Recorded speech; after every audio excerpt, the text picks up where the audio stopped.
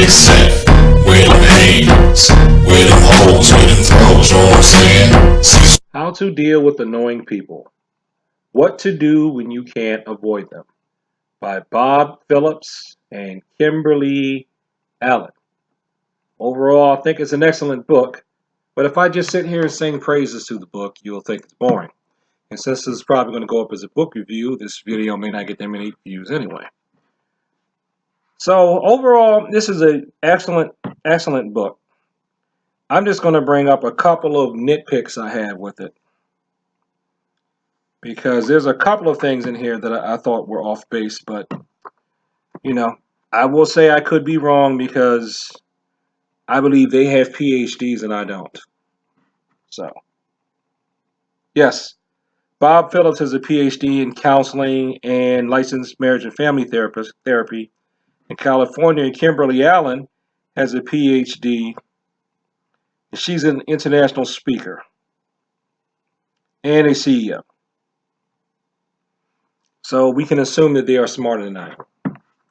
But you know me.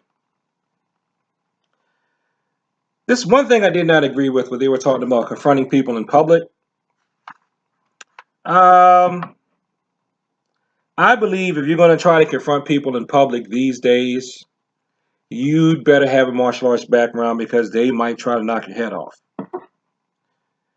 Now they were saying that, you know, you have to confront some people in public because you're actually doing them a favor if you do, because then they learn that they can't get away with that type of behavior and it won't be tolerated, and that somebody, you know, is going to stand up to it. I guess you're breaking that behavior loop in the brain by confronting them. So on the one hand, I can see that. On the other, although they don't say it here, I would recommend that if you're going to confront people in public, if you just have to, um, you should know how to fight in case they take a swing at you. Now, another thing they had in here, well, this is what I like too, which is why this review can also go into biblical self-defense, because it looks like at least one of them has a strong Christian background. They quote the book of Proverbs. Proverbs 8:16. A fool's lips bring him strife, and his mouth invites a beating. So you have to be careful with how you talk to people in conflict, or, you know, your mouth can invite a beating. Now they go about, if you know you have to confront someone in advance, you should make a list of what you want to get from the conflict. I think that's an excellent idea. That way, when you go into the confrontation, you have some sort of focus outcome. Now here we go. I statements. Instead of saying, and I think they imply that this especially works with someone that you may have to confront in public, but this will just work with confrontations in general. Instead of saying, you this, you did that, you say, I feel this way. You know, let's say someone is playing the music too loud and you want to turn it down. Don't say, you need to turn that music down. Say, I feel like the music is too loud. I would like for the music to be turned down. Okay, the music is making it hard for me to sleep, so I would appreciate if the music was turned down. You should go about it that way instead of saying, you knuckleheads, you turn down the music. So they give some examples, like, when you embarrassed me in the meeting, I felt surprised and caught off guard. When you embarrassed me in the meeting, I felt a little annoyed. When you embarrassed me in the meeting, I felt irritated. When you embarrassed me in the meeting, I felt hurt and disgusted. When you embarrassed me in the meeting, I felt very angry. So these I statements help to take the focus off the person. It's really like you could say, a sort of a judo or a keto tactic to catch them off balance, to redirect their energy so they don't feel like they're being attacked. Now, this is one thing I really don't agree with. Okay? And not for what you would think, because they say here, the person they're using in this example was a father, a counselor, a man. He was trained in the martial arts and knew how to kill in self-defense. Okay? Now, what he did was he confronted his next door neighbor because the next door neighbor had been touching his daughter over her clothes, but in the private areas of her body, and she was about 7 years old. And the person they're talking about said, I had to use I statements. Even if I was extremely mad, I had to let him know how I was feeling and how important the issue was to me. If I would have used you statements and attacked him personally, he might have been responding with his own you words. Things would have escalated and gotten out of control. At that point, the headlines and the following day may have read, Enraged Father Kills Next Door Neighbor. Okay. Now, while I would certainly appreciate his use of I words, I'm going to use some I statements. I would not talk to the next door neighbor, possible pedophile, for molesting my daughter. I feel that I would go to the police and I would let the police know that the next door neighbor pedophile is touching my child because I know I would want to kill him. So what I would do is go immediately to the police and I would take my daughter with me to the police. And that's how I would handle that. I would only talk to the next door neighbors if the police said to do so. But I would go to the cops and I would file charges. And then if the next door neighbor pedophile had the nerve to try to come over to my house after I talked to the police about it, then I would handle my business. I think it's unwise. If the person is a sexual predator, you need to get them off the street. Because sometimes you don't know. They could have already had a rap sheet this long on this guy. They could have been watching him. And you may be the straw that breaks the camel's back. So I'm using I statements. I don't care about no snitching. Because I understand the difference between snitching and reporting a crime. So I don't care if it was another black person that did it. I wouldn't care if they were my relative that touched my child.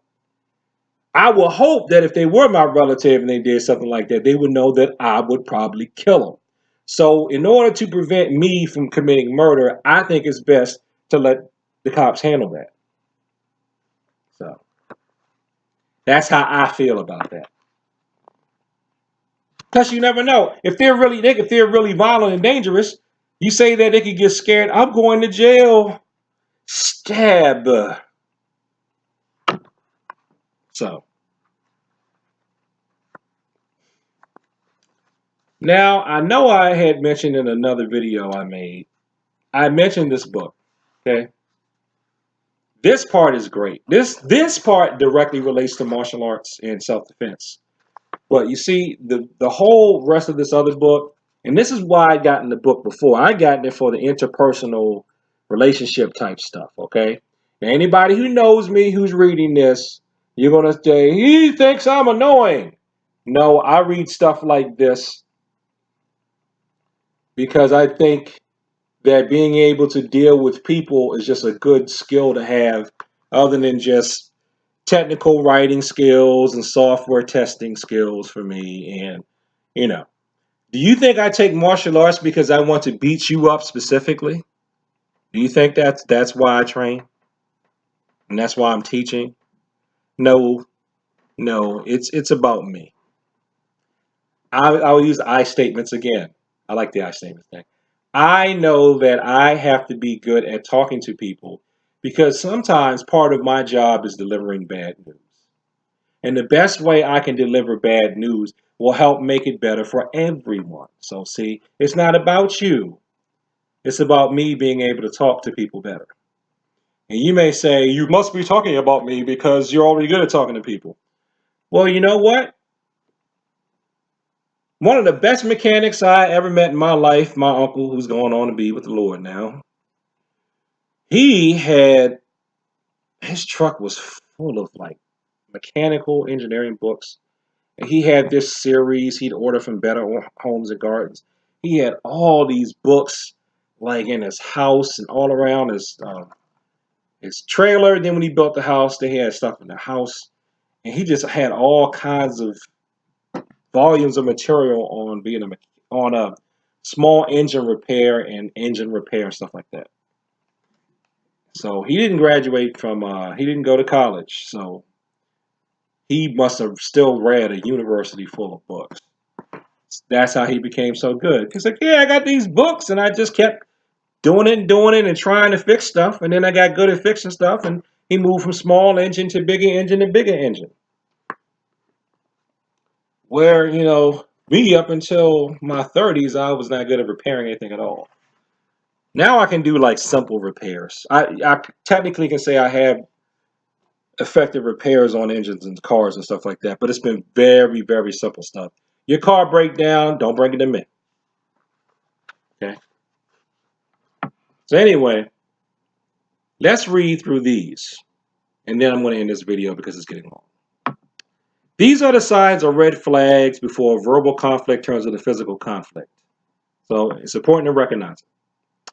The tone of voice gets stronger, the volume of speech gets louder, the speed of speech increases, name calling and swearing may be present, warnings and threats begin to be issued, eyes begin to focus and squint, arms begin to wave, fists begin to clench, walking back and forth may be present, all of someone's body language begins to look threatening, objects may be thrown, the hitting of doors, walls, and other items start, there's a forward movement and the space between people narrows, territorial space is invaded. And one thing I would like to add that's not mentioned in this book is some people will shift their weight kind of back before they get ready to try to hit you with a sucker punch. So if they're going to hit you with this hand, they may go like, sometimes they'll shift forward a little bit too. You're going to wind up. When you see this, this is probably coming. So if you see him shift like that, you need to be ready to intercept. If you see him like that, look at the shoulder. As soon as you see the shoulder move, I would like to do the opening move for Dan Gunn. To intercept, glance it off here, and bam. Or you could even, if you're good enough to move off the angle, you could just stop it with the first move of Dan Gunn. And then come through with the second move of punch. Okay. When you see the red flags above, try not to raise your voice. Try to remain calm and cool. Do not make fun of the other person. Do not call the other person names or begin to accuse them. Do not make warnings and threats back to the individual. Do not begin to taunt or belittle him.